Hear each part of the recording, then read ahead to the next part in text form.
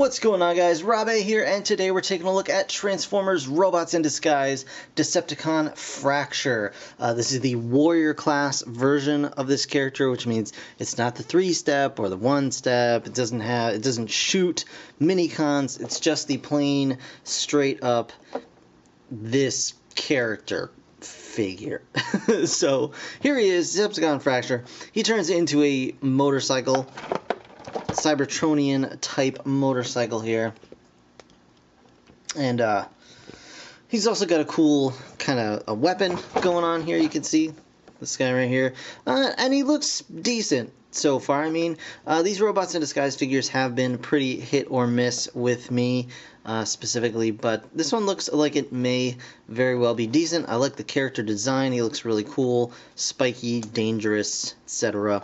And if his vehicle mode actually turns out looking like this, I'll be very pleased with it. As you can see, he transforms in about 10 steps, and there's just the regular kind of nonsense back here about the app and scanning and all this other stuff. So without further ado, let's go ahead, open this guy up, and check him out right now. Alright guys, so here is Fracture in his motorcycle mode, and he's got a little kickstand here you can flip up, and he's got his weapon kind of attached to the side as sort of an exhaust pipe, question mark. It does tend to get a little bit in the way of the kickstand. Unfortunately, you can't attach it to this side. There's only one peg hole for this thing on this side, the same side as the kickstand, unfortunately. But without that, the kickstand, he actually rolls quite nicely. These wheels are very, very free moving. And that's rather nice. They are pinned, as you can see. No clips here, so that's exciting, of course. Except for maybe this wheel might be clipped. I'm not sure. But either way, it doesn't matter. It rolls very nicely. The kickstand holds him up just fine. And even without the kickstand, you can actually kind of use this little nubbin on the gun as kind of a pseudo kickstand, just to keep him up. But anyway, let's pop off the weapon here, and you can see it's a gun staff thing. It unfolds and pegs together just like that, and then you've got a couple of contact points. You've got here and here and even here on the back where you can kind of hold it in some of these poses, and then, you know, do stuff. So you've got that going on. We'll just put that off to the side for right now, just to show you the motorcycle mode a little bit better. A really, really sleek, slick looking, nice vehicle mode. Very, very cool. I do actually like it a lot. Front end here. And you can even like twist this if you want to, you know, get them to turn a little bit. So that's really cool. And just very nice looking. Paint apps are minimal, but the ones that they have on here actually do a nice job. You've got a couple little down here, this guy up in the front here. So they just do a really nice job. He's actually really, really decently painted up, and just looks cool. Looks super cool. Now, transformation on this guy is intricate, but also easy, if that makes sense. So what you want to do, basically, is we're going to pull these arms out of the side, and they're kind of plugged in. You can see there's a little nubbin right there, and he's got these little kind of holes here, so you want to push those in and just kind of push them up until they kind of stick in there. So to transform him back into robot, you just unpeg those and just kind of wiggle them out, just like that. Alright, now you want to just swing his legs on down here, like so.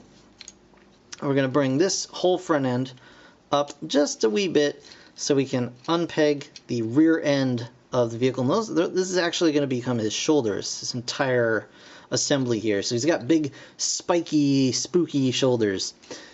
Then with all of that stuff kind of out of the way, we're going to swing this all the way up and around to reveal his head. Then we're going to go ahead and push this down, and it can give you some resistance, but it will go all the way in. So just put your finger right here on the Decepticon symbol, and then just go ahead and push that down until it kind of soft clicks into place.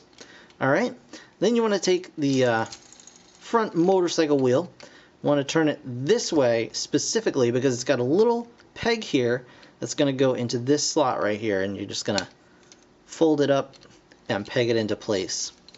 And that's going to be his backpack, which is really not bad at all. Now you want to go ahead and split the legs, which you want to mostly do, it's got a little slot and peg system here, and the easiest way to do this is to just slide them apart rather than trying to pull them apart. And when you want to transform him back to motorcycle mode, you just want to reverse it and just kind of slide it back together. And the wheels, they don't have like a keyed system. They just have, and they are clips, but they work just fine. But they just have like this sort of, you know, inner rim here just going into this bit here, and they work just fine when you just slide them together, as you can see plainly. Just click that together and they will clip together just fine. So you just want to slide those apart. It's a whole lot easier than trying to pull it. And then you flip the feet down. He's got big old feet to help him stand up. And then last but not least, you just want to get his hands out and you just flip them out and then push them until they click. And then there you go. You have Fracture in robot mode. And he actually looks really, really nice. He's got a very similar aesthetic to, what's his name? You know who I'm thinking of. Oh man. I can't remember his name. That is so frustrating because I was thinking about it just before I started recording. But that's okay. Maybe it'll come to me as I'm doing this. You know, the bounty hunter had all the spikes, Lance Henriksen. Come on, somebody knows what I'm talking about. He was a terrible Lamborghini in Age of Extinction. You know. But anyway, on to this guy. You can put it down in the comments. You can call me names. That's fine. I swear I know. I just can't remember it right now. Lockdown. Thank you, brain. Lockdown. All right. So yes, he looks very lockdowny. Like they would, kind of like they would hang out together. You know, like they're from kind of the same mold sort of school. And honestly, like the way this aesthetic works, he could even fit in with like animated Lockdown as a character. Like they look like they would be like kindred spirits. And you get some really nice poses just from like naturally standing this guy. I love he's got really wide shoulders, long lanky arms, long lanky legs. He's got decent articulation. His head is not on a ball joint, but it does swivel just fine, like that. He's got, you know, shoulders go around, of course. They go side to side. He's got a bicep swivel. He's got an elbow joint. No hip articulation. Well, I mean, no waist swivel, rather. This is all one solid piece. But he does have nice ball-jointed hips. He does have an upper thigh swivel. Super deep knee bend. And you've got that nice foot that can rock back and forth like so to get some really decent poses like that. So yeah, really nicely articulated. And like I said, he's got a lot of different options you could do with his gun here. So you can kind of have him, you know, like hold it like this if you want, which he doesn't quite want to do right now. He was holding it with his other hand fine. I don't know. Maybe he wasn't. Maybe it was all... Oh, yeah, okay. Yeah, so you could have him hold it like that. You could actually peg it into the hole on his elbow, like so. If I can get my hands to work. I don't know what's going on today. My brain doesn't work. My hands don't work. It's a bad day. All right. You could do it like that, have kind of a Megatron looking sort of situation going on.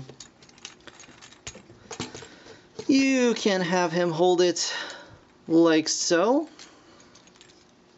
It's kind of this sort of situation. Or like so. Come on. It's kind of like that. Or, of course, you could have him hold it like this, which is just weird.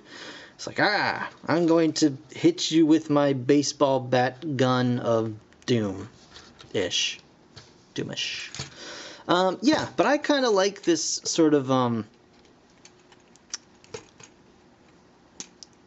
kind of underslung sort of like sniper rifle shotgun thing he's got kind of going on here. You get some cool poses out of that. And yeah, it just looks pretty good. I like it. I like it. So I am very, very pleased with this figure. I think it may actually be my favorite Robots in Disguise warrior figure to date, which is pretty cool. Like, I feel he looks good with other characters that may not even be in his, you know, toy line necessarily. He's got a solid transformation, really solid, cool-looking vehicle mode, really solid, cool-looking robot mode, decent posability, and he just hits all the marks for me. I really, really do like him. So definitely pick this guy up if you can find him, and if you can find him for a decent price. Don't go paying crazy money for. He's still a Robots in Disguise Deluxe, so I mean, he's still got a lot of, you know, hollow parts, and, you know, it's still a very light feeling kind of plastic going on here. But that said, he is still a really, really solid figure. So if you do find him at retail, definitely go ahead and give this dude a try. He's definitely worth your time. So that is going to do it for this review, guys. I want to thank you so very much for watching. As always, if you enjoyed the video, please go ahead and leave a like. It really does help me out. Of course, subscribe if you want to see more. I've got more Transformers coming real soon, so stick around for that. In the meantime, thank you guys again. I will see you in the next one. Bye for now.